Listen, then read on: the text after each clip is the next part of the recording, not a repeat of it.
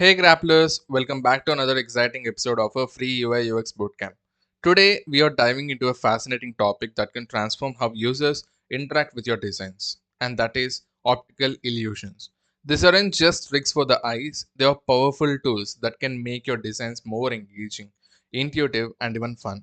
Okay, so let's get started. So, what exactly is this optical illusion? Okay, you can simply put they are visual phenomena where your brain perceives something that isn't actually there, or at least not in the way you think.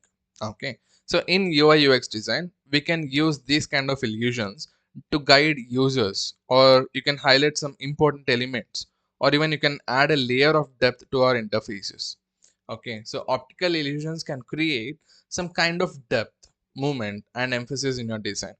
So, for example, if you consider a restaurant menu, they'll be using some different font sizes and styles which make their certain dishes stand out. Okay, so simply guiding you to choice. So these visual tricks will draw attention and add interest, making your design more dynamic and effective. Okay, so we have many types of optical illusions, and we'll be discussing some of them. And here comes the power of mirror layer illusion.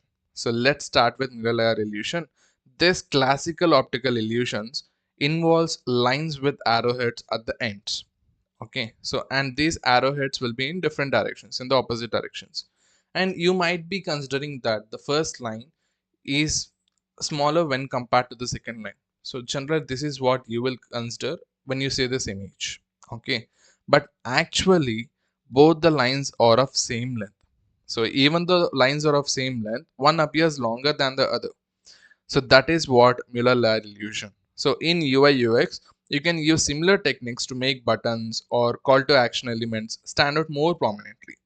You can consider Amazon's add to cart button or buy now button. So notice how often it appears larger or more prominent than other buttons around it. That's not just size. Okay, so that's a kind of visual trick, like surrounding shapes and contrast make it feel more important, prompting users to click it more often. So that's a kind of trick to guide the users to buy some products. Okay, so that is how we can use the power of Mueller layer illusion. And here comes the Kaiser triangle. Okay, so for creating perceived shapes. So next up, the Kaiser triangle. Your brain perceives a triangle even though it's not actually drawn. Okay, so they in this image in the center there is no triangle drawn, but still your brain considers there is a triangle drawn in the middle.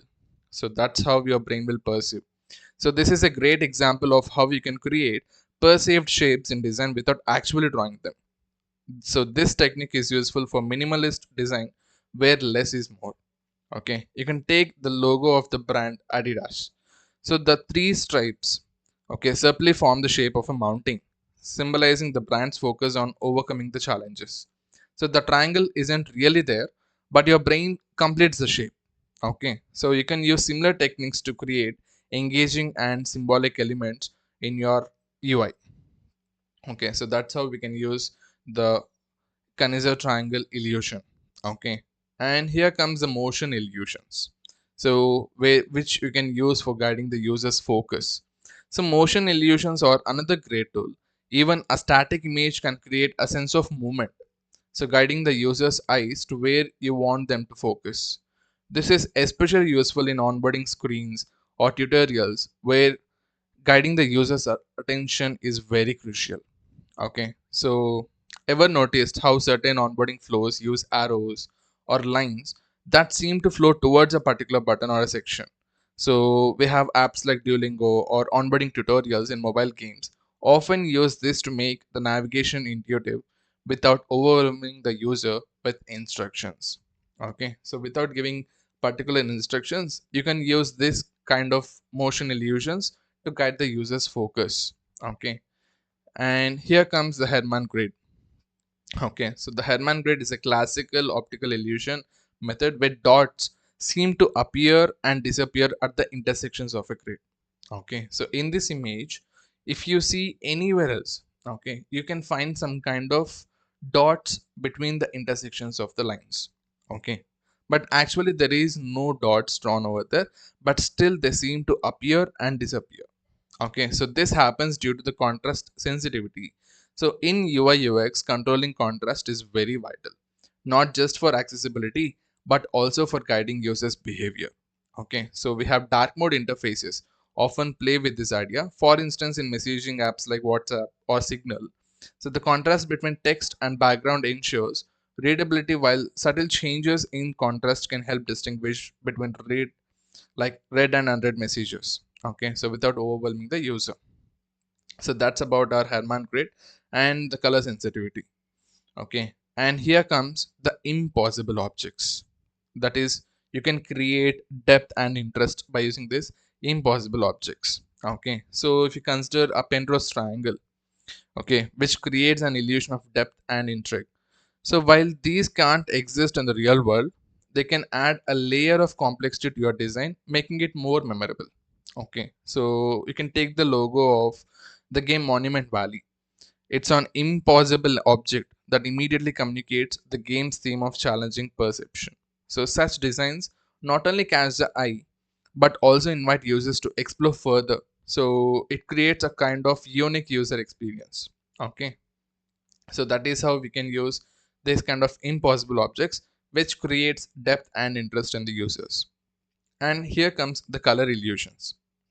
Okay, you can leverage the power of perception. So color illusions like the checker shadow illusion, so which shows how your perception of color can be influenced by surrounding elements. So in UI UX, understanding color perception can help you create interfaces that are not only visual appealing but also functional. Okay, you can see at the look. See, if you search for anything in Google, like for example, if you want to buy a laptop or a mobile phone, okay, so you can find some ads in the top. So some of the products will be sponsored, and there will be a kind of tag as well in the top, like sponsored. Okay, so the slight variation in the background color between the top ads and the organic results is an optical trick that makes the ad stand out just enough to be noticeable without being intrusive. Okay, so that is how we can use color illusions, and you can leverage the power of perception as well.